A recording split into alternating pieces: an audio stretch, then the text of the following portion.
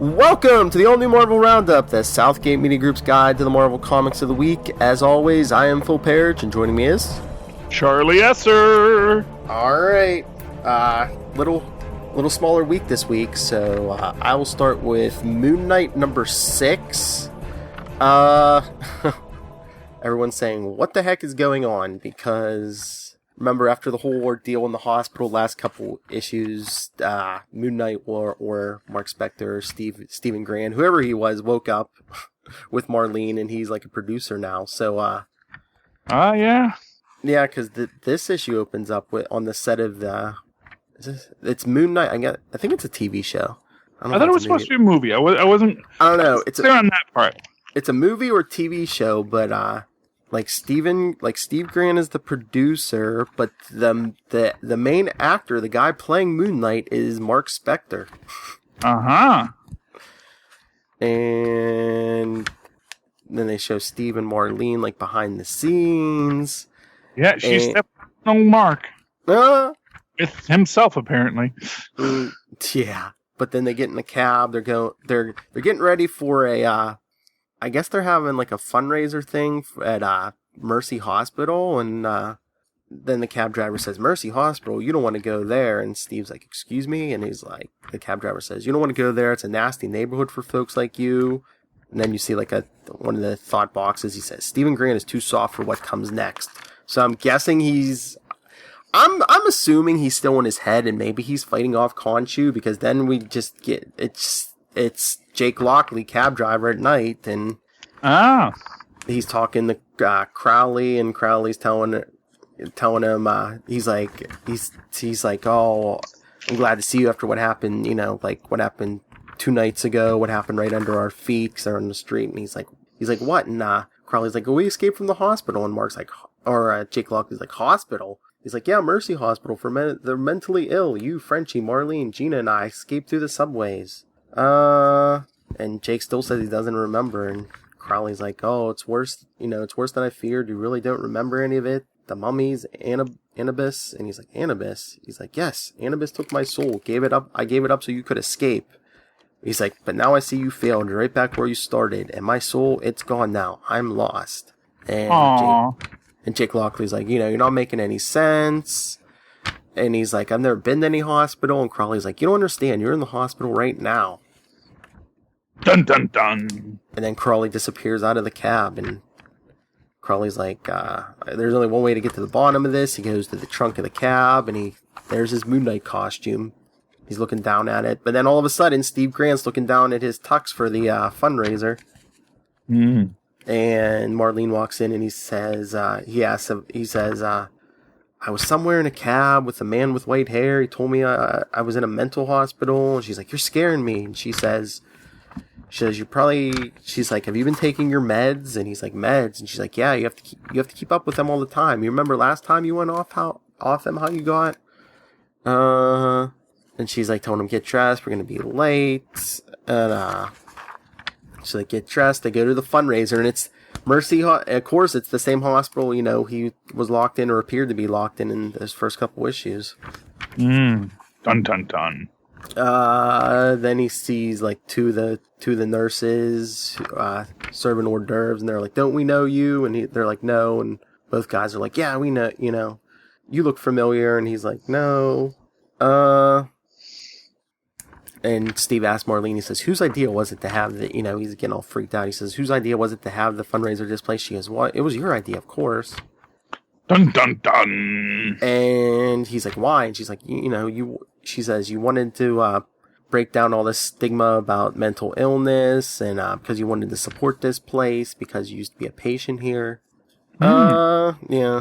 And then I think this is maybe the director of the movie comes over and starts talking to him, and he tells him he's fired. Oh yeah, it must be a movie, yeah, because the guy says, "You can't fire me. I won 4 VMAs last year." And Steve goes, "I can do whatever I want. This is my picture." Then he tells Marlene, he walks outside, he tells Marlene he's not feeling good, he needs some air. And then she goes, "Okay, you don't want me to come with you though, Mark?" And he says, "What did you just call me?" She goes, "What are you talking about?" He says, "You called me Mark. Why did you call me that?" She says, I said Steve, didn't I? He says, no, you didn't. She goes, I've been spending so many time running lines with Spectre. It's nothing, just a slip. Because she's in the movie. So he walks out the door, and then all of a sudden he's somewhere else. I guess he's Mark Spector, because it's him and Frenchie, and it looks like, I don't know if it's, I guess it's, I don't know if the base is on the, it looks like it might be on the moon or something, him and Frenchie, and it looks like there's a squadron of, like, moon copters or moon ships, and the two of them jump into one, and, because there's some kind of, looks like, aliens coming. Oh, no, it's, General Lupinar and, the Space Wolves. They're coming to take the moon. Oh, no. So, yeah, I mean, he was Steve Graham, producer, he was Jake Lockley, cab driver, and now Mark Spector was fighting, like, space werewolves on the moon, so...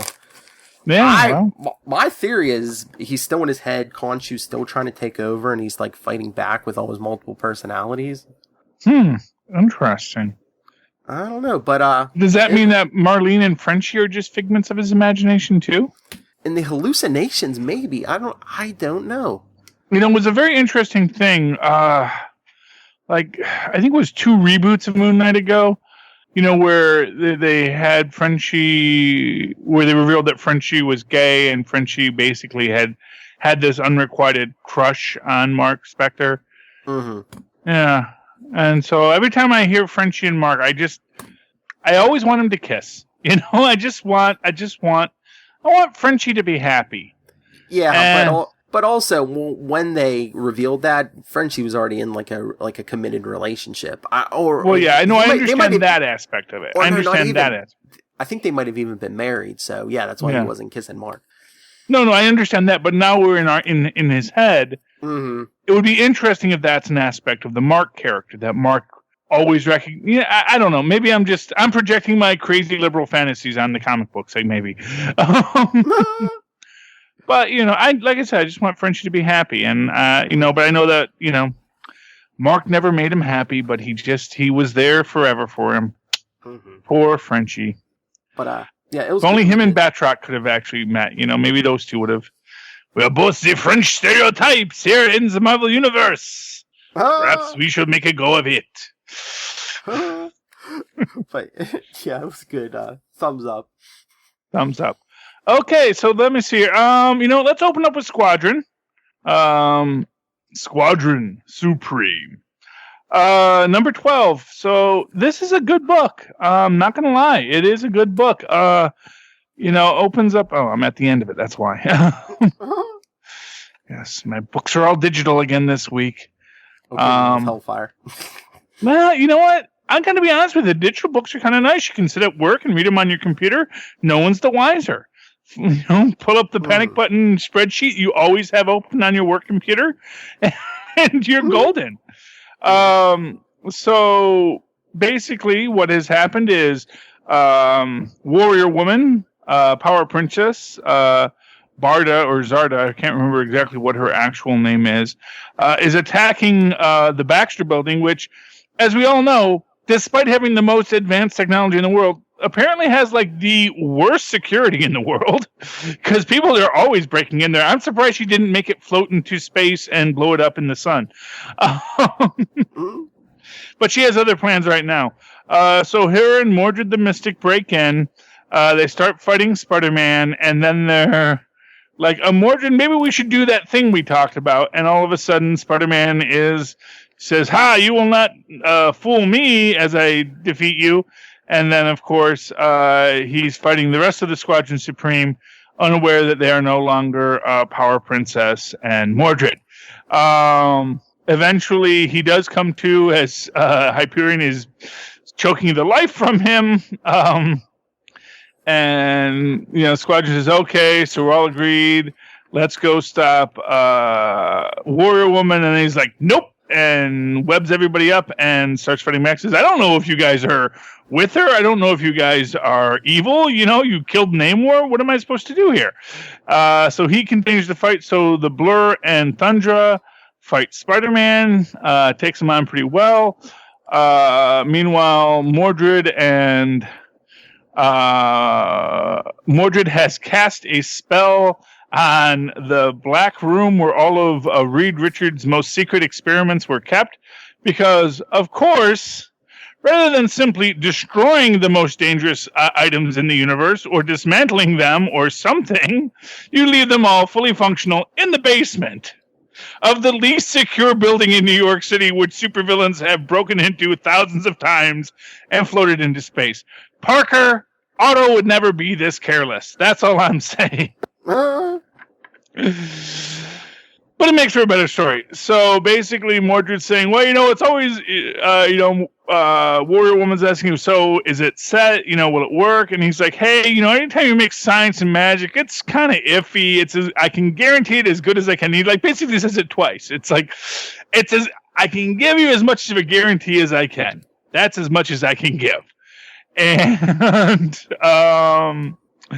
basically, of course, then Dr. Spectrum and Hyperion show up, and Power Princess, who is depowered but still a kung fu master, quickly dispatches Mordred, so he can't cast any spells.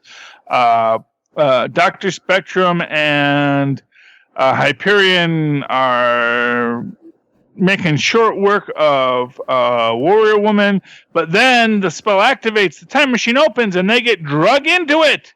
Sorry, they get dragged into it. Just say no to drug, kids. They get dragged into the time machine and become discorporal, leaving Warrior Woman there, asking Mordred if he can recast the spell, and then Power Princess says, you forgot about me? And he says, well, I killed you once. And he says, yep, but it didn't take. And of course, as we all know, Power Princesses are never more dangerous than when they're dead. Spider-Man is fighting Thundra and the Blur. Spider-Man and the Blur keeps on saying, I have a lot of respect for you, Spider-Man. I have a lot of respect for you, Spider-Man. And he's like, yeah, you keep on saying that, but you won't surrender. But then S.H.I.E.L.D. and Jim Hammond show up, and they dispatch Thundra and the Blur relatively quickly. Well, Spider-Man helps with dispatching the Blur by webbing up his feet. And then we see, dun dun dun, the final panel. You hear the voiceover over, we should do something, Dr. Spectrum. We have to help them. Says, what are you talking about? Hyperion, the state we're in, we can't even help ourselves. And we see that they're all discorporal floating above them. Excellent book. Big thumbs up. I do love the Squadron. I love their story. It's a really good book. That's all I can say. I know that Hyperion and Nighthawk got canceled, but I'm going to say, I think that sometimes when you do what Marvel does, and what I'm sure DC does too, where they put out this quick run of nice books that, they get their 6-issue, 12-issue, 8-issue run, and then they get pulled. It's disappointing, yes, if you're a fan, but the fact of the matter is they put those stories out there, and honestly, sometimes I don't always think these stories necessarily have the legs for longer than that, because usually what happens is you have a writer that wants to take risks, and a writer who wants to take risks, he's not thinking about a long-term story arc. A writer who takes risks, I want to tell this story. So they let him tell that story, and they say, well, it was a good story, we like the story, we got all the critical praise, but it's not, there's only only Charlie and Phil are reading it, and, Charlie's sharing his code, so we gotta kill this book. And that's what happens. But I think you get a lot with that too. I think you do get a lot of good story there, and I think that's a good thing. And I think that Squadron Supreme, unlike Nighthawk and Hyperion, is going to continue. And I do think we're going to get Nighthawk back eventually. I think there's too good of a characters introduced in that Nighthawk plotline not to have them come back. And you're going to see them come back in the Squadron book, and then you're going to see it have maybe a more mainstream relaunch, which won't be as critically great, but will still be a great story about an African-American superhero with his African-American partner, who's a former supervillain, bending the rules and fighting for justice in an imperfect world. It won't be as political, but it'll still be pretty good. So looking forward to that. And I'm also looking for Hyperion's next book. I'm very glad that Squadron is in the MCU, and I'm hoping they continue. All right. What's your next book, Phil? All right. my last book of my own. My pick of the week, Daredevil number 11. All right, when we get to the end, I'll tell you why it's my pick. There's a lot of things, but it starts in Brooklyn. You remember the whole blood mural thing? Daredevil and Blind Spot found that painting just like made with like the blood of like 100 and some victims. Yeah, that was crazy. Yeah. All right. Well, this one opens up in Brooklyn. There's like a gang of people chasing down I guess a new Inhuman, and he's like, what's your problem? I grew up around here. He's like, then that damn Terrigen cloud came down. I breathed in some of that crap and woke up like this. He's like, I'm one of the Inhumans. That's all. It isn't my fault. And they're all like, it's not personal, it's just about protecting the neighborhood. He's like, but I have a little business around here. He's like, I'm not gonna do anything to anyone. And they're like, well, we hear you guys get powers when you change. We see in the news, people with powers burn things down every day. Maybe they don't mean to. Maybe they don't mean it, but it happens. Well, it ain't happening here. No, that's a fair argument. He's like, but look, he's like, all my powers are. He's like, this is what I got: glow in the dark snowflakes, just light, no danger to anyone. Because he just looks like he casts like glow in the dark snowflakes in the air. He's basically got a less cooler version of Jubilee's power. Kinda, yeah. And they're like, sorry, pal, can't take the chance. And then you just hear a voice say, beautiful. And the one guy says, who's? And then all of a sudden you see this blurred figure come in. I don't know if he's moving fast or what, but he takes out the gang, and I guess he just knocks them out. It's hard to tell. It's like mostly in shadow. But the Inhuman guy says, thank you. Think you saved my life, but did you just kill those guys? Oh, maybe he did kill me. He goes, did you just kill those guys? And the figure says, don't worry. It's all over now.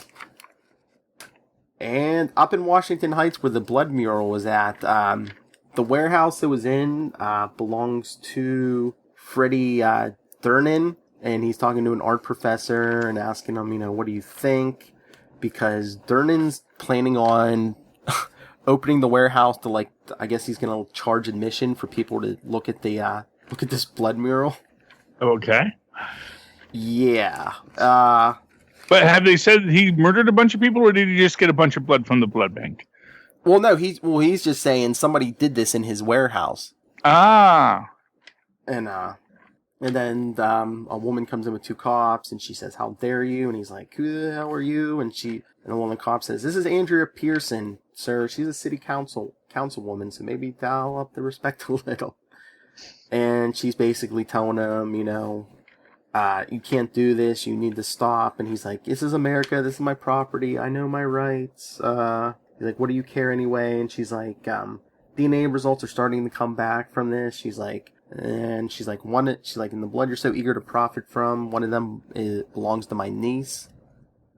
So she's saying, on behalf of all the families who lost someone to this thing, I would consider it a great personal favor if you would refrain from opening this site. And he's like, why should I? The professor's telling me this is worth a lot. And then she's like, I came here to appeal to your humanity. She says, however, it appears that approach would require you to be human. So let me try another angle. I'm an extremely powerful woman. Test that power and see what happens. And Durnan doesn't seem impressed, so he tells his son to go open the doors.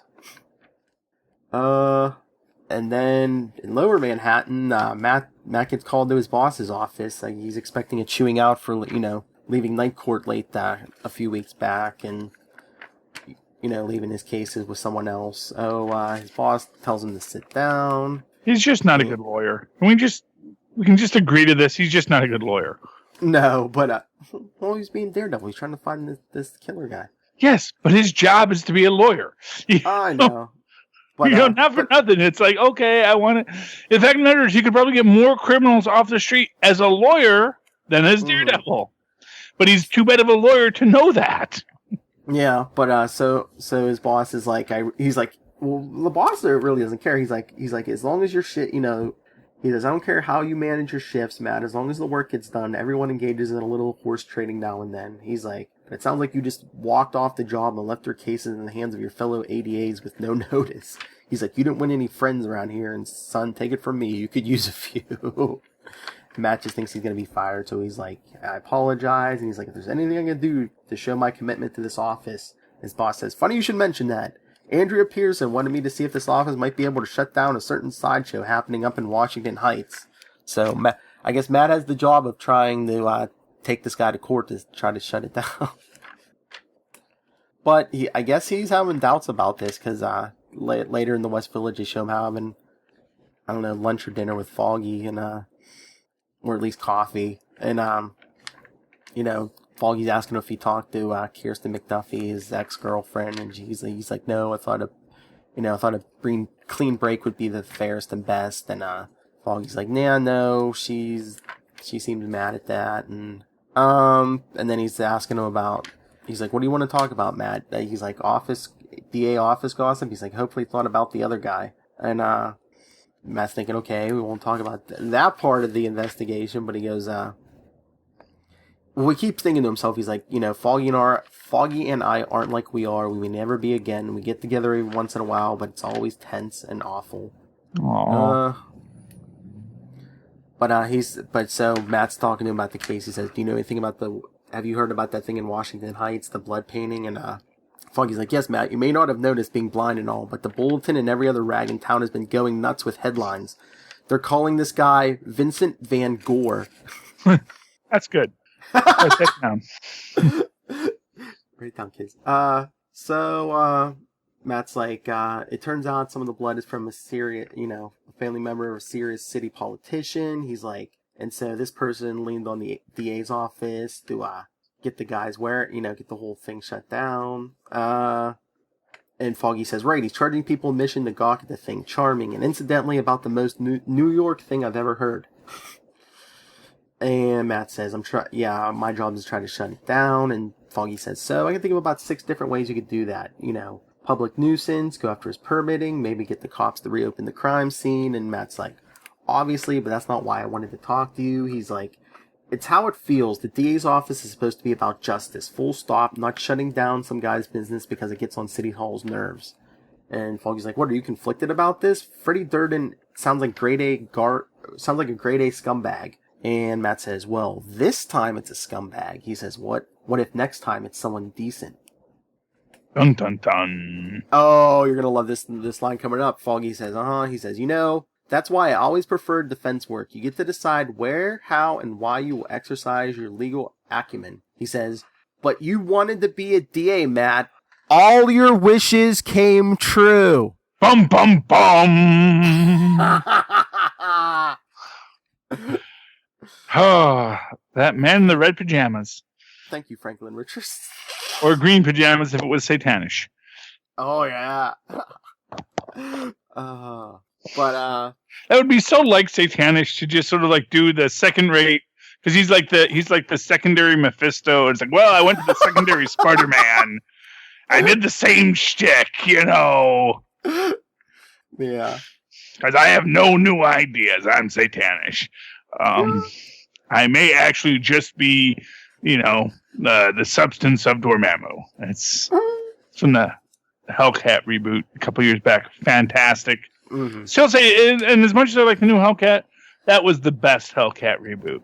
Mm-hmm. Where she comes back from hell and all that stuff, and she confronts Damien and Satanish, and it was great. Suggested that Damien is actually the son of Dormammu, not the son of Satan. Although they backtracked on that. Mm-hmm. Anyway, continue as you were saying. All right, so then they go back to Washington Heights to the warehouse where Durnan's ready to open the warehouse. There's the line around the block, and that's when the 2 cops come back with a preliminary injunction, keeping them from opening. And so him and his son walk in the warehouse with the cops, but guess what? I don't think he's he could be, but I don't think he's the killer because most of the painting has been erased, and in big letters across it says, "You're only as good as your last performance. 1602 East 171st." Oh my.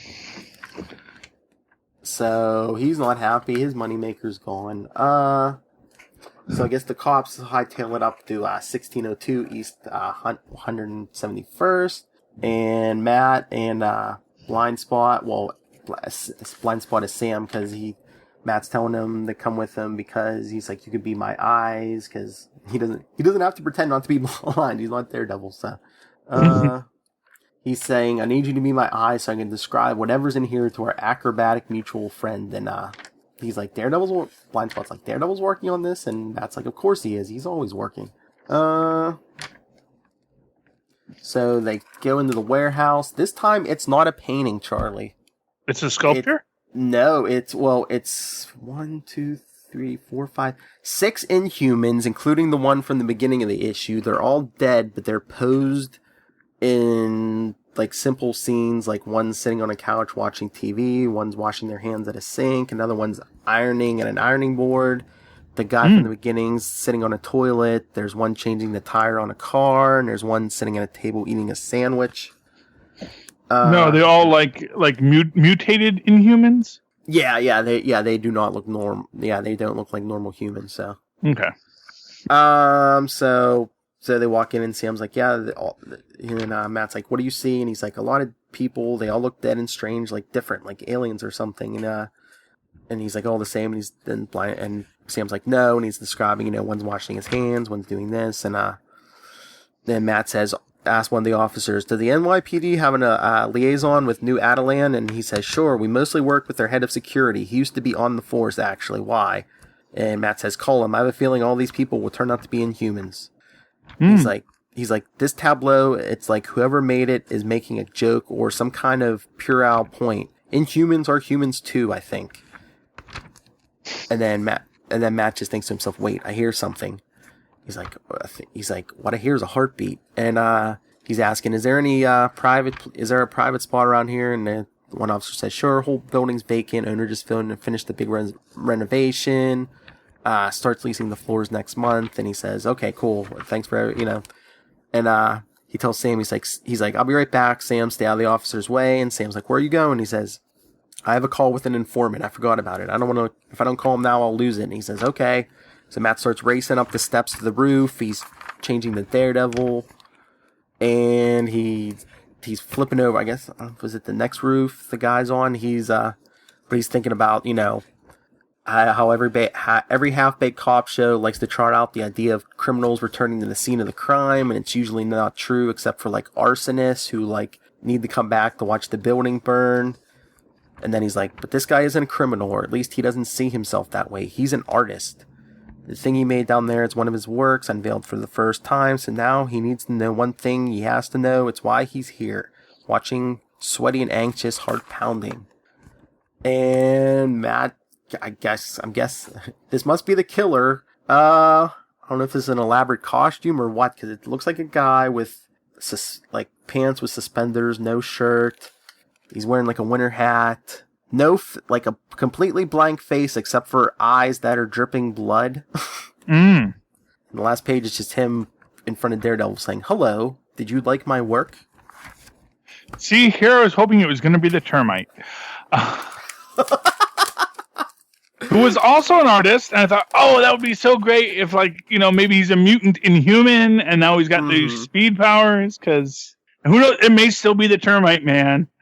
Because, as we've said, these writers, they like to just pull out this crazy stuff from obscure bits of the, 80s comic ephemera. So, but yeah, I could tell that this was certainly going to be an artist character. As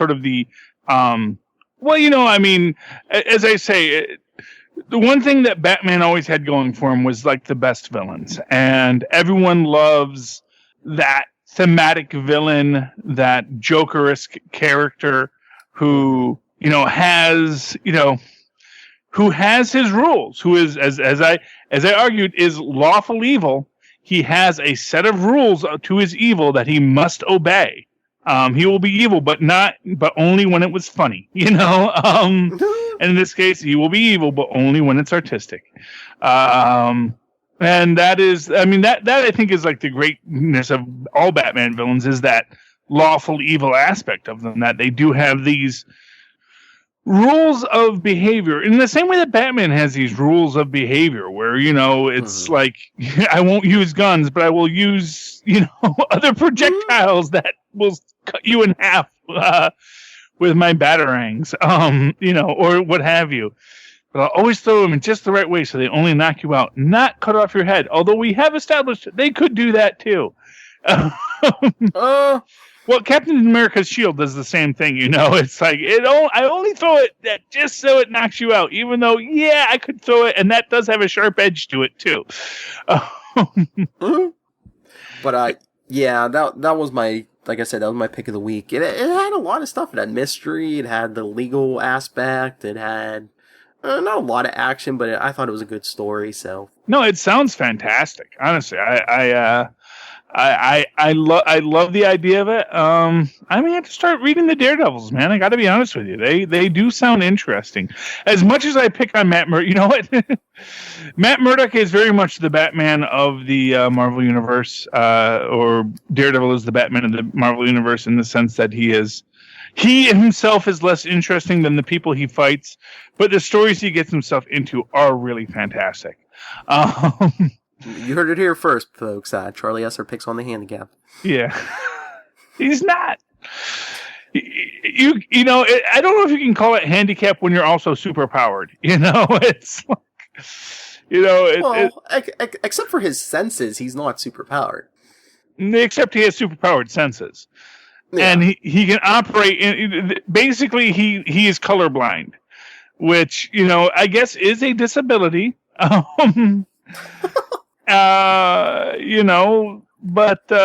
millions of people who are otherly abled, and actually he's not handicapped, he's otherly abled.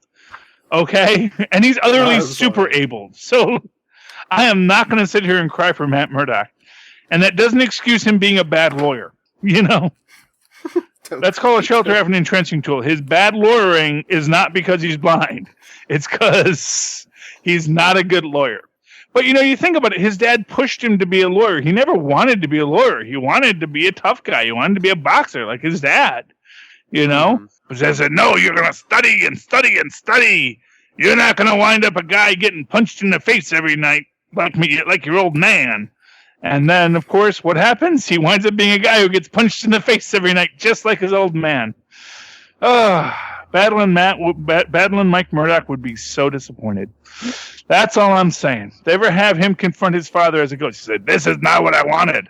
I wanted you to defend the Kingpin, get billions of dollars, not have to work like this as a schlub. Ay, Gamushnik.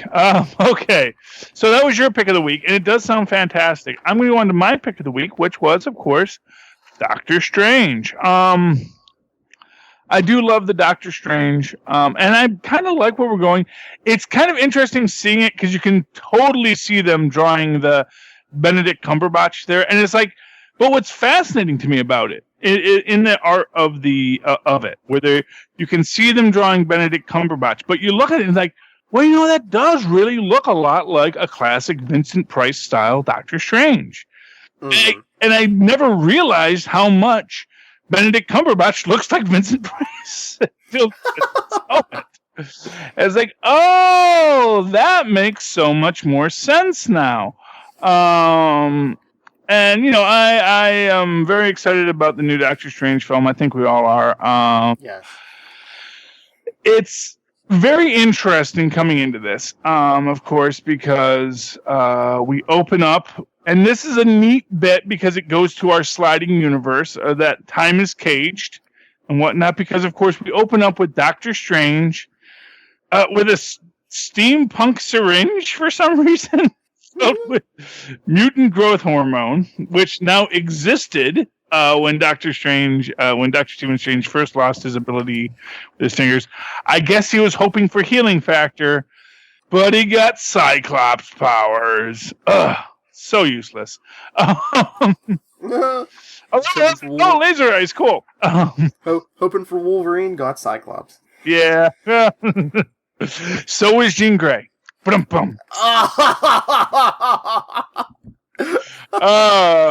we get a very interesting because as he's dying in a dumpster, we see a mystical hand of the Ancient One reach out, get his heart pumping again, and puts the thought in his mind, keep searching, Steven. And we see Roxxon Air. Because Roxxon has an airline? Okay. I guess so. Roxxon is one of those companies that just really, it is well beyond what it started out as. Evil corporations diversify. Yes. Successful evil companies. Yeah, well, that's true. I mean, look at Wayne Enterprises. Oh, jeez. They're the most evil, you know. They really are, because they spend all that money on Batman on toys for their boss when they could be like funding schools in inner city Gotham. You know, you think about one bat jet, how much that costs, and how many like school lunches that could and breakfasts, and you could have school dinners in Gotham for the poor kids. Well, I mean, going to school would have a nice, nutritious dinner. You could say that basically about any celebrity, politician, basically anybody we know in the real world who has millions or billions of dollars and has private jets. How many people? Except none of them are building bases on the moon. Came in handy against the Eradicator. Hey, yeah, but I'm just saying, not even Tony Stark has a base on the moon. That's a lot. Yeah, but no, I mean, I agree with you, but I'm just saying, I mean, there's even examples in the real world, so it's not that far-fetched. For what it's worth, Tony Stark is a global superhero, whereas Batman is literally just the hero of Gotham and just wants to fix Gotham. But he wants to do it by punching people. But speaking of good and evil intertwined, we're at the bar with no doors where Shandu the Mystic, who is evil, I believe. He's one of the headmen. He hangs out with Ruby Tuesday and Gorilla Man. So the Gorilla Man that's got a gorilla body and a man's head, not the Gorilla Man who is a gorilla, and not the Gorilla Man from the MC2 universe who's a mobster whose brain got put in the body of a gorilla. There's a lot of gorilla-themed supervillains out there, and superheroes, oddly enough, including Gorilla Girl. Anyway, so he goes to the bar with no doors. Shandu's there. He's basically saying, nothing's as, magic is coming back, but it's coming back slowly. Some spells don't work anymore. Make a point about, which makes me happy because they say, Monaco, that's Monaco's, it's, the drink's waiting for Monaco when he comes back, Mm-hmm. And it is, you'll come back, Monaco. We know you will. And I'm waiting for that moment, man. Mm-hmm. Ever since the Fantastic Four or the Future Foundation took Monaco out of time, who knows what Monaco could be doing?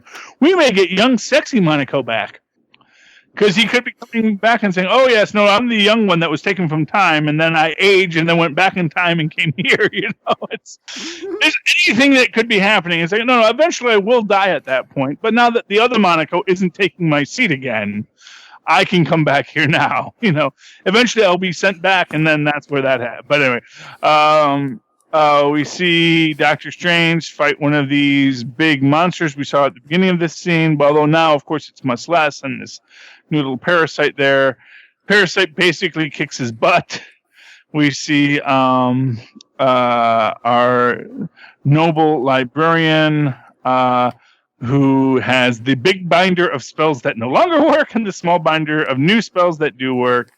And Zelma Stanton, you are the author of all things magic, says, "Oh, okay, but I still got yoga class at 4:00. We see, and we get the same about doors. The mystical doors don't work well anymore.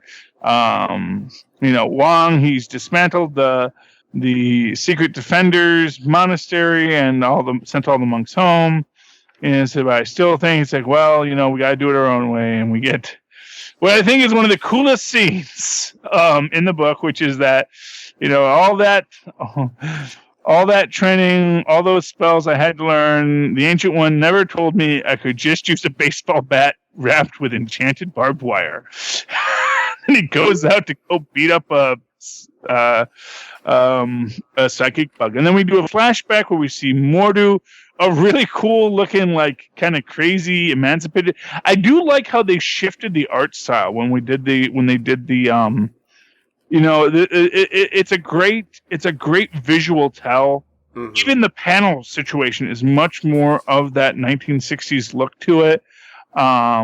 It's a little too glossy, but they're merging it too. So it's like the modern glossy print with that kind of 1968 artistic style, which is really beautiful. And basically, Mordo says, "I've got this elixir. It'll heal anything. It'll heal your hands, and you can go away."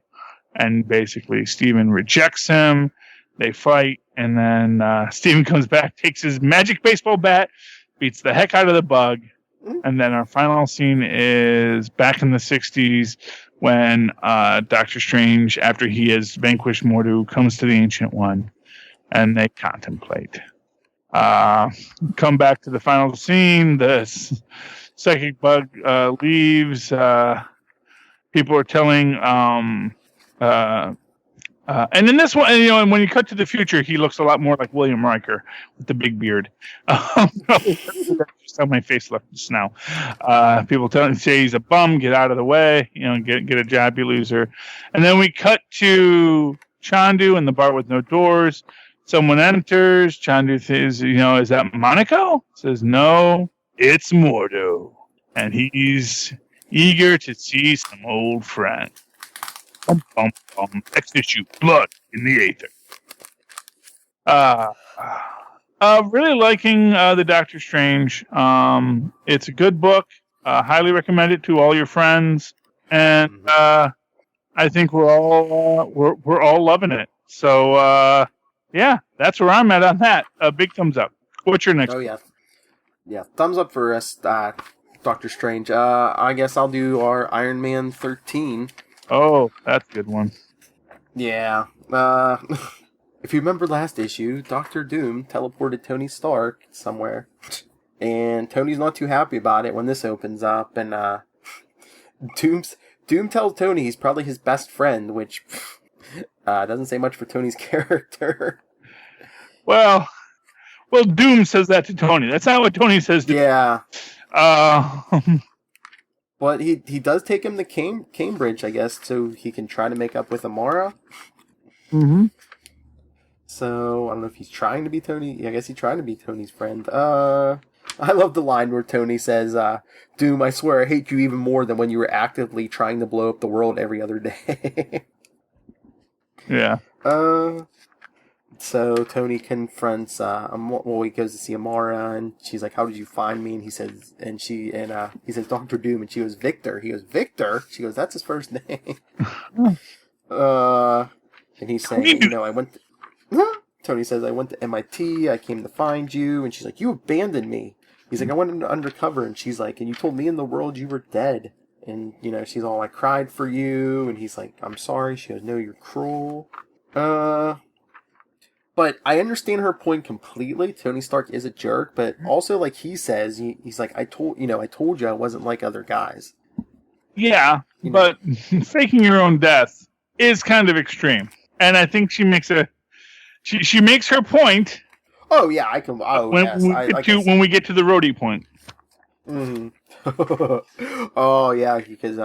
he said he was protecting her, and she says, "Thank you, goodbye." And he says, "My best friend died." And she says, "Are you sure?" Yes. Ouch. Yeah, but, and she's like, "Oh, I'm sorry, but that was rude." But you know what? Not for nothing. I wrote a letter about this to Marvel. Because, of course, in Marvel, we have letters pages. And I realized after I'd sent it, I kind of did this super redundant thing in the first two sentences where I say this was an informative and powerful book, because I did think it was a great book, but I kept on thinking it's informatively powerful and powerfully informative, and so yeah, it probably won't get picked for that, or hopefully they'll edit those first two idiot lines out. But I do make the point and tie in to, and I believe that it was when the when Tony Stark erased his brain, and when the clone roadie body was made. That was Bendis too, wasn't it? No, I don't. On the Iron Man book, no. No, it wasn't. Okay. Anyway, because I bring that up to them. I also throw out my pet theory about the armies in hell of various Bentley Whitmans and Victor Von Dooms and Adolf Hitler's, because of course the hate monger is a character who keeps on dying in this universe. Anyway, carrying on. So then Tony's sitting there thinking about Rhodey's about the day Rhodey died, and then I guess he's watching a broadcast of Carol Danvers telling the world that her and T'Challa are working together, and she can't tell the public how they're going to do it, but they're going to try to head off, be proactive and try to head off threats before they happen or can explode. And then she's telling everyone that every memory of this going forward is dedicated to James Rhodes, and she's telling him what a good man he was, a American, a true patriot, and then she's telling everyone to Google him and check out his interview from Face the Nation a few years back. Spend time with him in memory of his long list of great and selfless achievements on your behalf. And then they show... Then in Philadelphia, it's Rhodey's funeral, but Tony's not there. He's in his lab. And Mary Jane's saying, Luke Cage, your friends called him to make sure you're okay. Luke Cage was sure you were in trouble because he couldn't think of another reason you weren't at your best friend's service. But then Tony's thinking you see more flashbacks of, Rhodey helping Tony off the floor when he was completely drunk. Then we see them both in armor fighting the Crimson Dynamo, and Rhodey basically saving his life. And from Tony's armor, I would say, what was this? Probably somewhere between Iron Man 300 and 318 in the 90s. So yeah. Although I definitely got the 90s vibe especially from the Crimson Dynamo armor, because that's a 90s Crimson Dynamo armor. Although I gotta say about that, isn't that a little cavalier, just letting Dynamo just crash down onto the streets of Paris? Well, I think wasn't that the final touch when after Rhodey shot him down, he's like, wait for it, and then is that the river he crashes into, or is that a... I guess that's the same, but still. Yeah. He's insane! Maybe they figured it was better to shoot him down into the river than have him lobbing missiles or... Well, no, I get the idea about shooting him down. It's like letting him just fall into something and having a good chuckle about it. It all seemed a little cavalier and, honestly, danger. These superheroes are a menace, man. That's all I'm saying, Mm-hmm. Cavalier superheroes. They're just... They figure, hey, we're fighting supervillains, so it doesn't matter what we do. It's like, well, maybe you really should think things a little more through. That's all I'm saying. Yeah. Yeah. Then the issue ends with Tony still sitting there and Doom coming in, and he's telling him, you have to find your footing again and stop wallowing. He says, you keep distracting yourself. Now you have this to distract yourself with. And, because didn't he say before about, yeah, right here. He says, you need to refocus, get your company afloat, find your footing again, and stop wallowing. But then Tony puts him in a 0-point energy web net, so he can't teleport out and can't blast his way out. Yeah. And Tony asks him, he says, Doom says, what do you want? And Tony says, answers. You're going to tell me why you're all over me. Why? Why have you decided to be in my life all of a sudden? Why? Why me? To be continued. And I'm thinking this is going to be the conversation where we're going to get it's going to take us in the direction of the new Iron Man books. Yeah. Looking forward to it. Yeah. But I did write a letter, so we'll see if I get published. But I do raise the question, is what Rhodey died? Because, again, that was clone Rhodey. That's not the real Rhodey. And they're just like, shh, don't say that for another 6 months to a year. Shh. Well, you know what? I think that's why they didn't publish my letter to Thor. Because I think I hit on the point.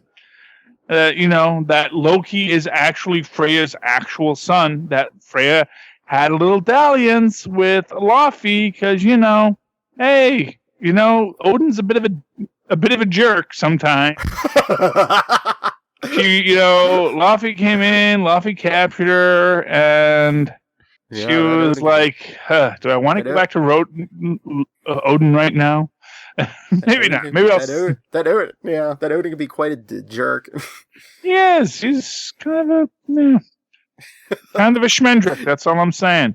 That's why the letters aren't being printed, people. Marvel's afraid of Charlie Esser spoiling all the storylines. That's why I am a professor. So I think, and now we get to our last book. That's All new, all different Avengers, correct? Yes, sir. Number 14. I get to read it. So remember how last issue we had that great dramatic end piece about, Kang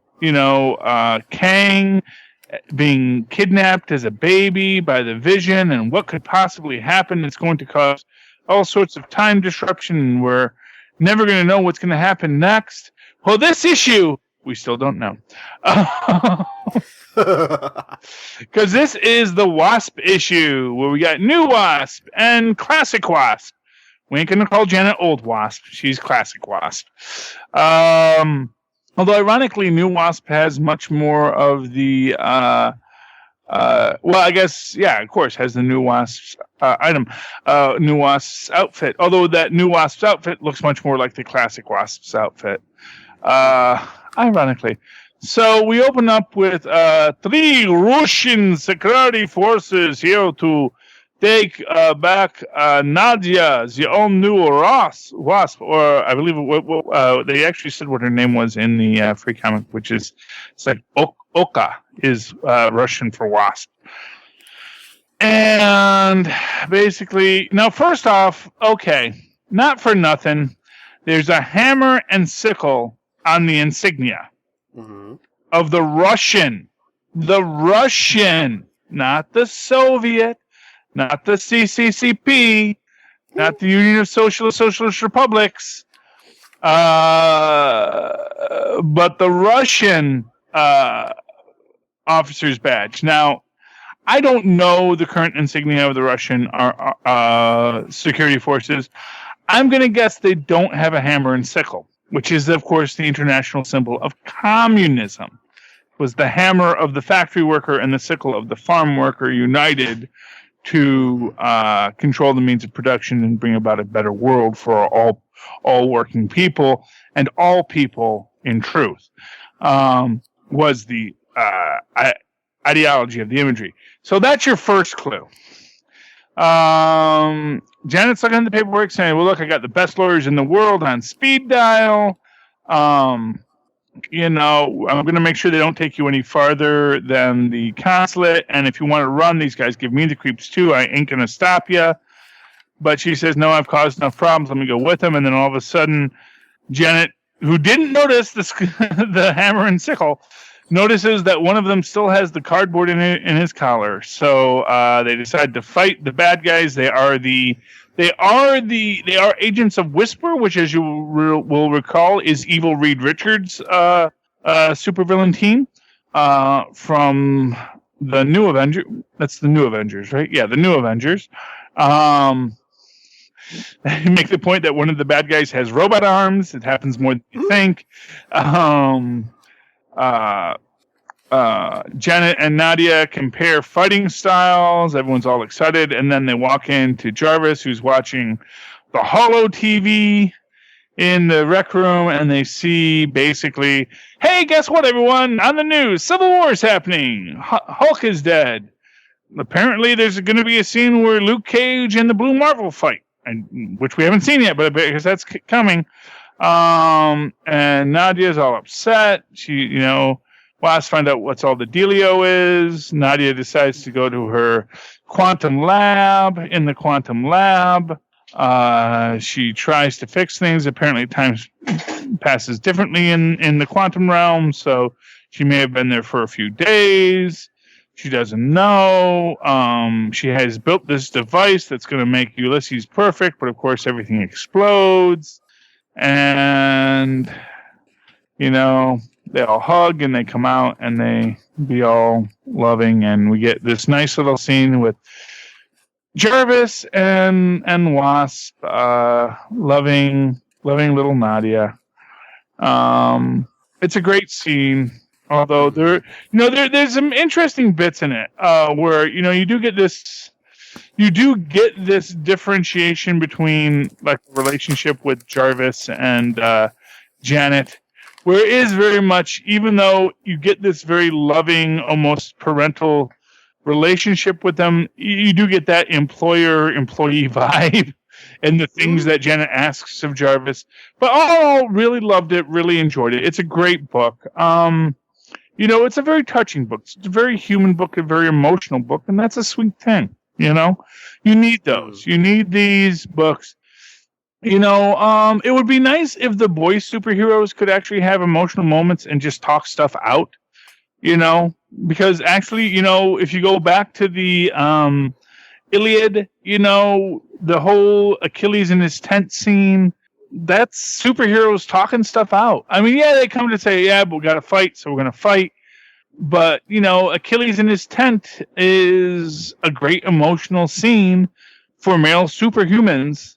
It'd be nice if it wasn't just the girl superhumans who are the ones that say, hey, let's talk. Maybe some of the male superhumans could sit and say, hey, let's talk, man. And don't make Wiccan do it, because he's gay, and that's good to have the gay characters be the rational ones, too. But let's have some nice heterosexual white male superheroes actually not be idiots all the time. Heck, I'll even take it with a heterosexual black male superhero not being an idiot for 5 minutes. Let the superheroes talk. Let's have people talk about stuff, work out their problems, and then punch a bad guy. That's why we have bad guys, so there's someone to punch. Heroes should be talking out their problems, and then they punch bad guys. Or if you're Squirrel Girl, you talk to the bad guy till the bad guy decides, I don't want to be a bad guy no more. That's not fun.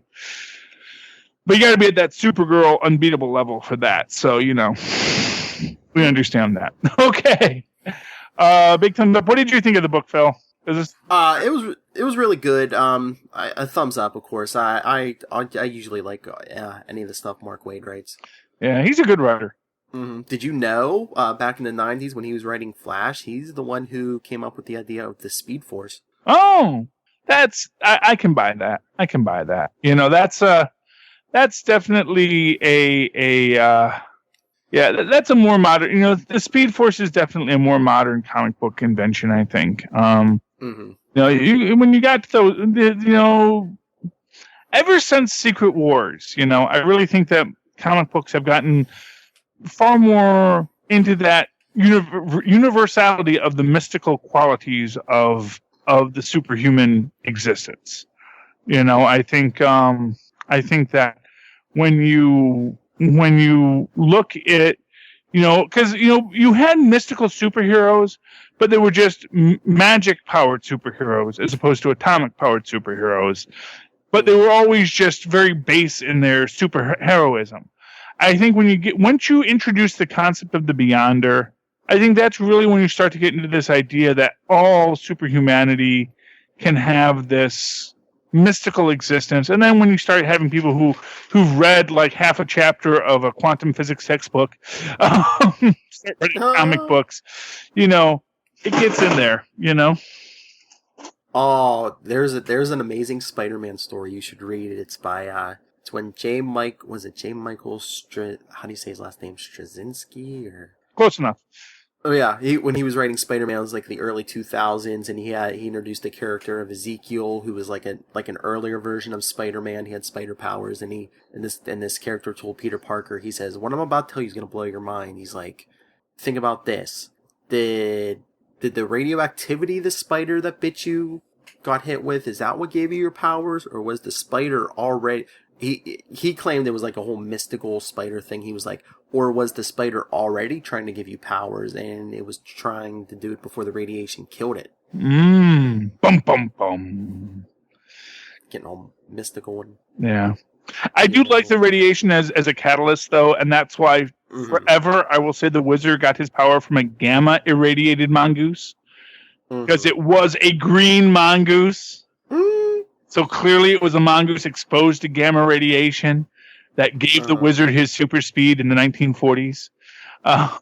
Yeah, because his character Ezekiel was telling him, it was all this, fate, and there was a preordained plan. Because he's like, look at all the why do you have so many enemies who have who clothe themselves in like animal totems, like Dr. Octopus, the Vulture, the Rhino. Yeah. And why did you steal your web shooters from the Spider Queen? Stay tuned for Super Connectivity.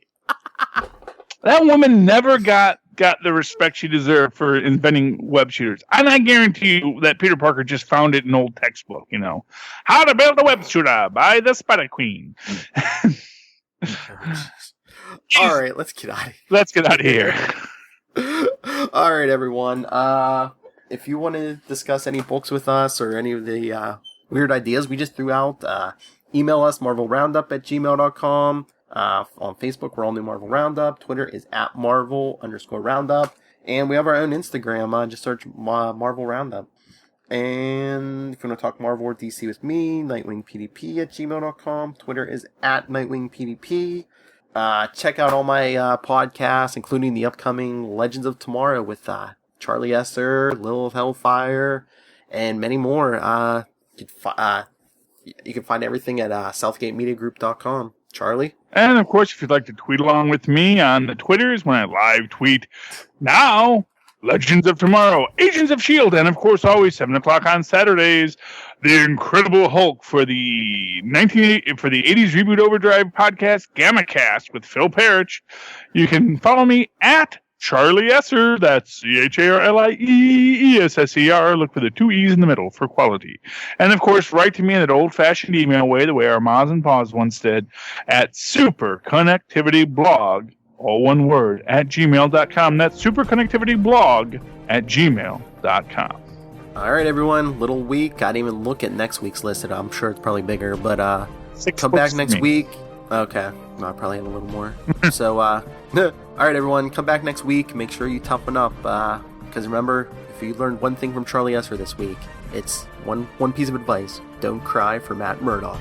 Good night. Good night.